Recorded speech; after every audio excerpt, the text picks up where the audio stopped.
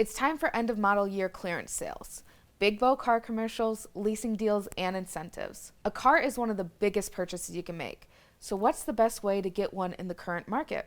Buying new, buying used, or leasing? Here are 5 things experts say you should consider before buying a car. 1. Determine your budget and make sure you consider every factor. When you're thinking about, budgeting a new car in, don't just consider the car payment, but think about all of the other expenses that come along with that. Sarah Brady is a finance writer and consultant who's written for Kiplinger, Experian, Forbes Advisor, among others. You can look at really reliable websites like Kelley Blue Book or Edmunds for specific vehicles to find out, estimates of what the cost of maintenance will be over the lifetime of the car. 2. The holidays are a good time to find deals on vehicles. The best deals do happen at the end of the year. Sean Tucker is a lead editor at Kelley Blue Book, a vehicle valuation and automotive research company. The industry is pretty much starting to normalize back to the level it was pre-pandemic. Prices are reasonable right now. Loan terms are improving. As the end of the year comes around, we're seeing heavier discounts than we've been seeing for a while.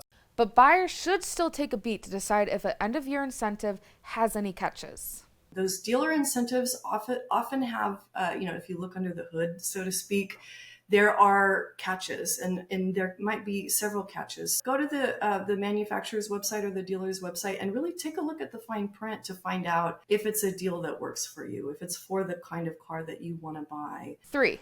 Do your research before stepping into a dealership.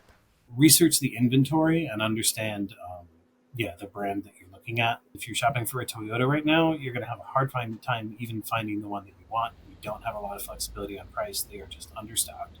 Whereas if you're shopping for anything from Chrysler, Dodge, Ram, Jeep, they are overstocked and they are making deals. Try to shop around and get pre-approvals from at least 3 different lenders. Start with credit unions. Credit unions typically offer the lowest interest rates. Credit unions may be a little bit more willing to work with you if you have a lower down payment, if your credit isn't exactly in the ideal position. See if you can get a few different offers and then compare them to see which one is the most affordable. 4. There are pros and cons to buying a new car, buying a used car, and leasing. The advantage of buying a new car is it comes under warranty.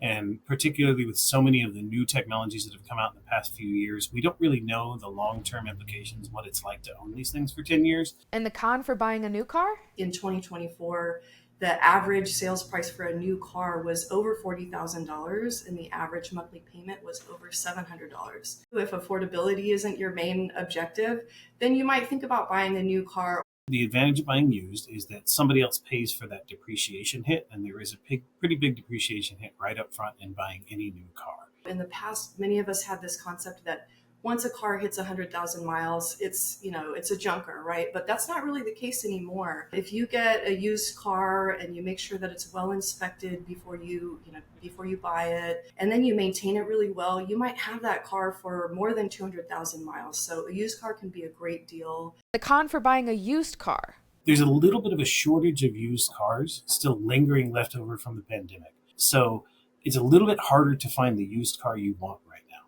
It doesn't mean you can't. But it means that there's a little more legwork involved than there used to be pre-pandemic. And if all goes well, buying a car, whether new or used, means eventually you are able to drive it for a number of years without a monthly payment. But monthly payments can be lower if you lease. Leasing is a great way to get a lower payment. The catch being that at the end of the lease term, you don't own the car. Plus, when you lease, dealerships usually require you to have full coverage insurance, a more costly expense than choosing your own coverage when you own a vehicle. But dealerships are motivated to offer lease incentives at the moment. We're seeing some of the most attractive lease terms we've seen in a long time right now as they're trying to encourage people to get back into leasing. Pre-pandemic, about a third of Americans leased a car. During the pandemic, that fell dramatically. The reason dealers want that back is because that's a constant feed of relatively new used cars for them that they don't have anymore. 5. First-time buyers shouldn't bite off more than they can chew financially.